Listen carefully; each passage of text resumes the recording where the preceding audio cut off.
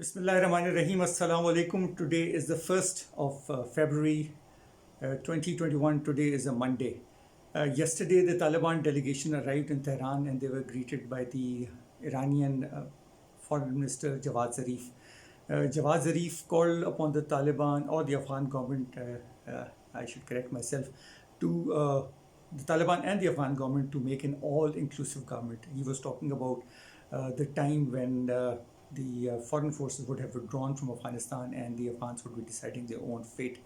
There has been some halt in the peace process, and it was expected after Trump left. Trump had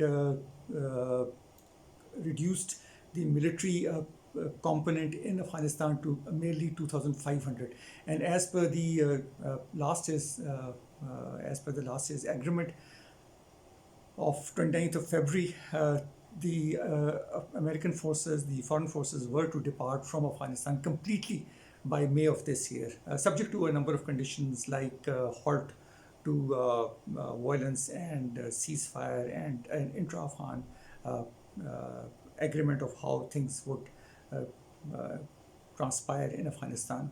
But now Biden and his team is considering revisiting that agreement. What can happen? There are worries. Taliban are reaching out to the Iranians, to the Chinese, to other governments as well.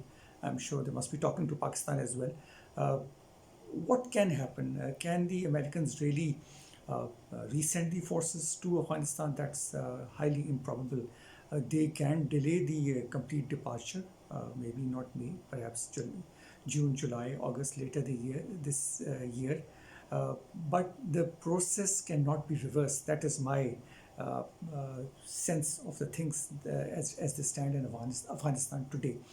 What should not happen in Afghanistan is a civil war like it happened after the Soviets departed in 1989. That shouldn't happen because it took a heavy toll of Afghanistan. Afghanistan did not see so much destruction during the Afghan Jihad as it saw during the civil war which followed the evacuation of the Soviet forces from Afghanistan.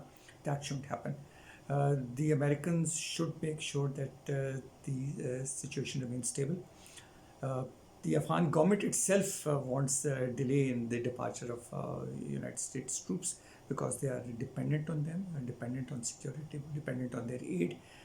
Because if the Americans withdraw without a formal government, an all-inclusive government, as Jawad Zarif brought out,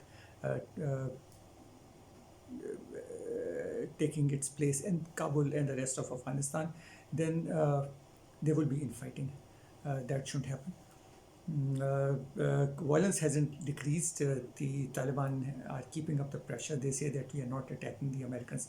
We are just attacking the Afghan forces, who are representing the government in Kabul. So the best scenario would be that the Afghans decide to sort things out among themselves. Obviously, they would need the support of their neighbors like Pakistan and Iran and maybe China also.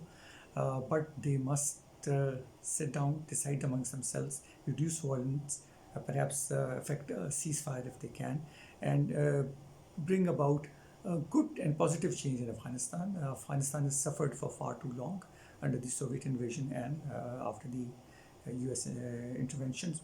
And they should not allow the new Biden administration to find reasons to prolong their stay over here. And I don't think the Americans want to stay very long in Afghanistan. Only they don't want that it should again become a vacuum where forces inimical to the Americans be given refuge. They don't want the Al-Qaeda episode to be repeated.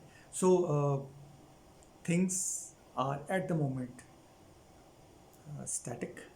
They aren't moving forward. There are worries that the Biden government administration would have second thoughts. What second thoughts? That's anybody's guess.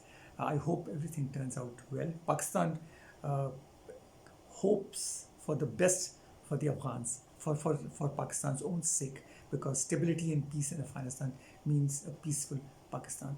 So that's all from my side. I would look forward to your opinions and comments. Thank you very much.